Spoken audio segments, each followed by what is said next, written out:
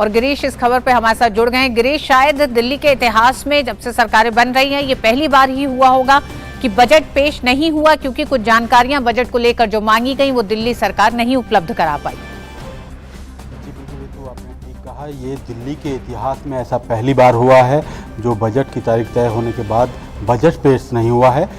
दिल्ली के जो वित्त मंत्री हैं कैलाश गहलोत, उनको आज बजट पेश करना था लेकिन बजट पेश नहीं हो पाया। हालांकि आरोप प्रत्यारोप का सिलसिला जारी है। विपक्ष ने जो है कहीं ना कहीं दिल्ली सरकार को घेरने का पूरा प्रयास किया है। उसने आरोप लगाया है कि जो दिल्ली सरकार है, जो दिल्ली के मुख्यमंत्री अरविंद केजरीवाल हैं, वो खुद ऐसा नहीं करना चाहते और पूरा जो आरोप है वो केंद्र पर लगा रहे हैं। क्योंकि अगर इसमें देखा जाएगा दिल्ली का जो बजट होता है, क्योंकि केंद्र शासित प्रदेश है दिल्ली, तो ऐसे में जब बजट बनाया जाता है तो बजट को सबसे पहले दिल्ली के उपराज्यपाल के पास भेजा जाता है। उपराज्यपाल उसको केंद्रीय गृह मंत्रालय के जरिए राष्ट्रपति तक भेजते हैं और उसके बाद फिर ये फाइल वापस आती है। लेकिन केंद्रीय गृह मंत्रालय ने कुछ इसमें संशोधन करने के लिए कहा था। 17 मार्च को ये फाइल गृह मंत्रालय के पास पहुंचती है और गृह मंत्रालय ने एलजी की ओर से बजट पर नोटिंग मिलने के बाद 17 मार्च को दिल्ली सरकार से कुछ आपत्तियों को दूर करने को कहा था। लेकिन दिल्ली सरकार ने आज तक ऐसा नहीं किया है।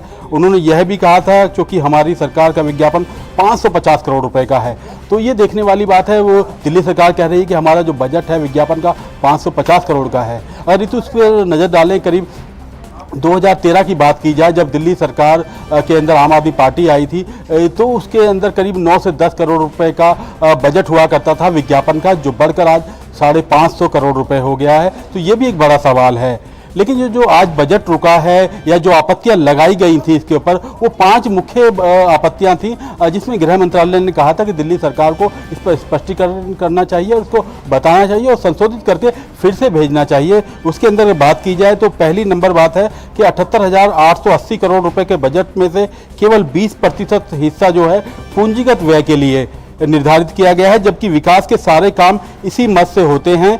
दिल्ली इंफ्रास्ट्रक्चर डेवलपमेंट काम इसी के आधार पर होता है। पहला ऑब्जेक्शन इसी पे था, जबकि दूसरा जो संशोधन करना था दिल्ली सरकार को वो ये था कि बिजली, पानी और बस टिकट के लिए सब्सिडी के लिए 4,788 करोड़ रुपए आवंटित किए गए हैं। एलजी पहले ही सवाल उठा चुके हैं कि डीईआरसी के कहने के बाद डीबीटी के जरिए सब्सिडी क्यों नहीं दी गई है। क्या डीटीसी और जल बोर्ड को हुए नुकसान की भरपाई के लिए बजट पेश किया गया है? अगर डीटीसी और जल बोर्ड पहले से ही घाटे में हैं तो लोगों को मुफ्त पानी और जो महिलाओं को फ्री क्यों सफर उसके अंदर यात्रा करने का वो सुविधा दी जा रही है? तो ये एक सवाल इसके ऊपर उठाया गया था, क्योंकि जिस तरह से डीटीसी लगातार घाटे में चल रही है, दिल्ली जल बोर्ड घाटे में चल रहा है, तो उसके लिए ये एक सवाल था। तीसरा पॉइंट इसके अंदर आता है कि बजट कहता है कि संसाधन की कमी के मामले में एनएसएसएफ जमा के खिलाफ 10,000 करोड़ रुपए का ऋण लिया जा सकता है। इसका भुगतान बाद में सरकार को करना होता है। एलजी का कहना है कि इस कर्ज का बोझ दिल्ली की जनता पर भी पड़ेगा।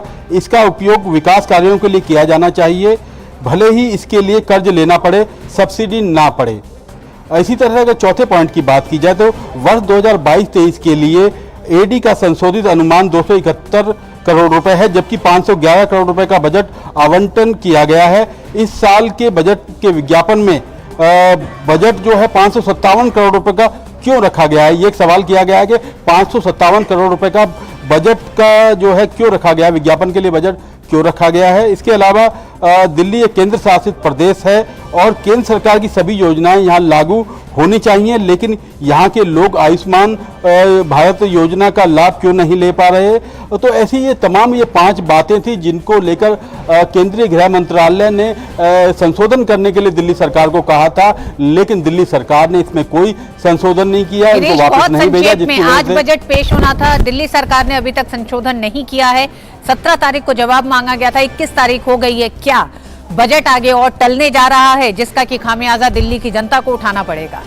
जी बिल्कुल, इसका खामियाजा दिल्ली की जनता को उठाना पड़ेगा, क्योंकि जितना बजट लेट होगा, क्योंकि अगर देखिए विपक्ष की बात की जाए ऋतु, एक समझने वाली बात है, विपक्ष ने एक बड़ा सवाल उठाया है। दिल्ली के आज जो रामवीर सिंह भदौड़ी हैं, नेता प्रतिपक्ष है, उन्होंने एक सवाल आज विधानसभा में उठाया कि अगर बजट ही पेश करना था दिल्ली के मुख्यमंत्री अरविंद केजरीवाल जी को, तो क्या उन्होंने इससे संबंधित अधिकारियों के साथ मीटिंग की, बैठक की, जिसमें इस बजट को लेकर पूरी जानकारी होती, जिनसे डिस्कशन किया जाता? लेकिन कहीं ना कहीं कोई ऐसी चर्चा नहीं हुई, जो संबंधित अधिकारी हैं उनसे भी चर्चा नहीं हुई, तो कहीं ना कहीं ये कहा जा रहा है विपक्ष की ओर से कि दिल्ली सरकार खुद नहीं चाहती थी कि इस तरह से बजट पेश किया जाए, दिल्ली की जनता परेशान हो, और उसका आरोप कहीं ना कहीं जो दिल्ली के मुख्यमंत्री अरविंद केजरीवाल हैं वो सीधा सीधा केंद्र पर लगाएं। जी गिरीश, बहुत बहुत धन्यवाद।